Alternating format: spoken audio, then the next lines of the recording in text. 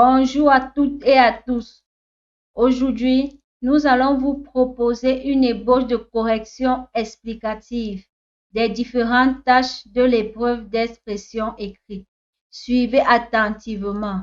Je vous invite à vous abonner, liker et partager. Tâche 1. Vous voulez vendre votre vélo. Écrivez à une personne pour lui faire la proposition. Pour cette tâche, le nombre de mots est compris entre 60 et 120 mots. Il est conseillé de vous rapprocher du maximum. Nous allons tout d'abord analyser le sujet. Il se trouve que vous avez à votre disposition un vélo que vous voulez vendre à une personne et pour cela, vous lui faites une proposition. Exemple de correction. Bonjour Fanny, j'espère que vous allez bien. Il s'agit là de la salutation. Aujourd'hui, je vous adresse ce mail pour vous faire une proposition de vente qui correspond à une introduction dans laquelle vous donnez la raison qui vous pousse à écrire ce mail. En effet, je possède et je vends un vélo tout neuf de marque Decathlon de couleur jaune et je me permets de vous le proposer. Cela fait 1 mois que je l'ai payé et aujourd'hui, pour des raisons de déménagement, je le mets en vente. Il est en bon état avec tous ses accessoires. Sans oublier qu'il possède un système de freinage avec disque ventilé. Cette bicyclette est très pratique sur tous les terrains et je le vends à un très bon prix. Si vous êtes intéressé, contactez-moi à l'adresse 22 16 77 89 10 qui est le code du devoir. Ici, vous décrivez le vélo en donnant sa marque, sa couleur, ses caractéristiques. Bref, vous vantez votre vélo. Puis, vous donnez l'adresse à laquelle elle pourra vous joindre. Ensuite, une formule de politesse. À très bientôt. Et enfin, votre prénom, Tatiana. Le nombre de mots est de 115 mots.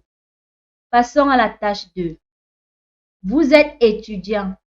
Racontez votre expérience d'un travail temporaire que vous avez occupé pendant les vacances. Pour la tâche 2, le nombre de mots est compris entre 120 et 150 mots. Je vous exhorte à toujours respecter le nombre de mots dédiés pour chaque tâche. Nous passons à l'analyse du sujet. Dans cette tâche, vous êtes étudiant et vous avez travaillé temporairement pendant les vacances. Vous devez raconter votre expérience. Avant d'entamer la rédaction, vous devez maîtriser la méthodologie de rédaction de la tâche 2. Pour ceux qui ne connaissent pas, cliquez sur le petit i qui s'affiche en haut de l'écran. Exemple de correction. Le job de mes rêves, qui est le titre. Donnez toujours un titre attrayant pour pousser les lecteurs à lire votre blog. Bonjour, chers internautes. J'espère que vous allez bien, qui correspond à la salutation. Durant 3 mois de vacances, qui est une petite introduction. J'ai mis à profit mes journées en travaillant en tant qu'assistant caissière au Carrefour Market. Mes journées de travail se résumaient à accueillir des clients, à enregistrer leurs achats, à gérer les paiements et tout cela avec toujours le sourire aux lèvres. J'ai appris à travailler en équipe et j'ai augmenté mon niveau d'organisation et de concentration. Ça a été une très belle expérience car j'ai touché du doigt les réalités du monde du travail. Il s'agit là de votre expérience. vous donnez le nom du poste que vous avez occupé, le nom de l'entreprise dans laquelle vous avez travaillé pendant ces 3 mois. Vous donnez également les tâches qui vous incombaient, sans oublier votre ressenti. Vivement, mes chers lecteurs, je vous invite à faire de même afin d'acquérir certaines expériences professionnelles, qui est une recommandation. Vous invitez vos lecteurs à faire de même en donnant la raison. Enfin, je vous remercie de l'importance que vous accordez à ma page et vous souhaite une agréable journée, qui est un remerciement. Puis, une formule de politesse, à très bientôt. Et enfin, votre prénom, Rosine. Le nombre de mots est de 143. Passons à la tâche 3. Sur un site internet dédié au bien-être, vous avez lu les 2 opinions suivantes au sujet de la vie en campagne et en ville. Vous écrivez un court article que vous voulez faire paraître dans le journal Éco-Santé. Ici, le nombre de mots est compris entre 120 et 180. Document 1. À mon avis, le fait de vivre en ville, cela vous donne la possibilité de vous divertir de plusieurs manières, comme aller au cinéma, déjeuner dans un restaurant, faire du shopping.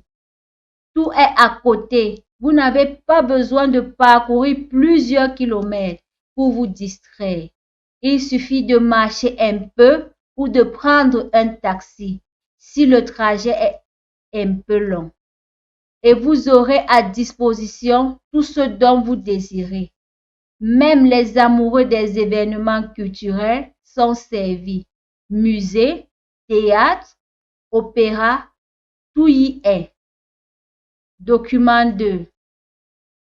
Dernièrement, j'ai décidé de quitter la ville pour vivre à la campagne, car j'avais vraiment besoin de me rapprocher de la nature et de profiter du calme.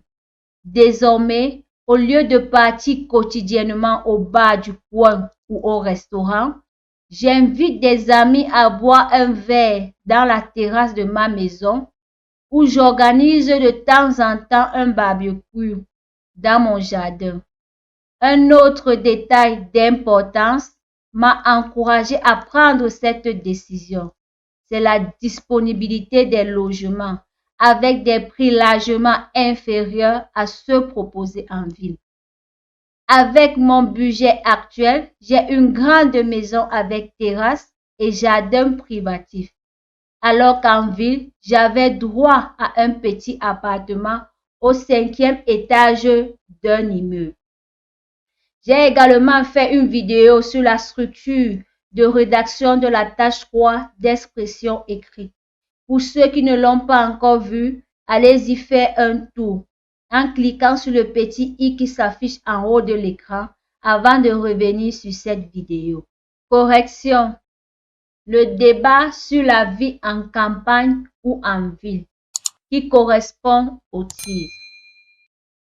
De nos jours, la question sur la vie en campagne ou en ville divise l'opinion publique. Il s'agit là de l'introduction. D'aucuns trouvent que la vie est meilleure en ville, avec tout le confort, les services que celle-ci nous offre, qui correspond au résumé du document 1. Pour d'autres, par contre, le choix est fait. Vivre en campagne a de nombreux avantages, tels que la tranquillité et moins de stress qui n'ont pas de prix, qui est le résumé du document 2. À ce sujet, il est important de reconnaître que vivre en zone rurale est bénéfique. Il s'agit de votre position concernant ce sujet. Tout d'abord, elle offre un accès direct à la nature. Vous pouvez faire des activités en plein air, prendre un bol d'air pur. Et tout ceci contribue grandement à votre qualité de vie. Dans ce paragraphe, vous donnez un argument et des exemples.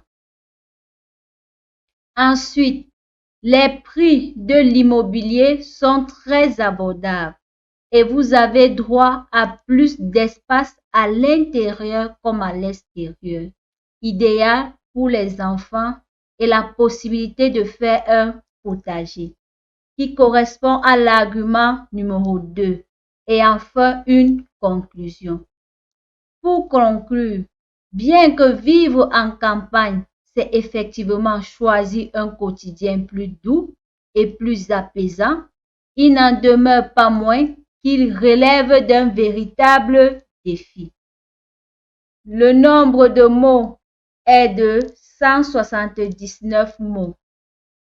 Arrivé au terme de cette vidéo, j'espère qu'elle vous plaira. Surtout, n'oubliez pas de vous abonner, liker et partager pour nous encourager. Bonne chance et à très bientôt dans les prochaines vidéos.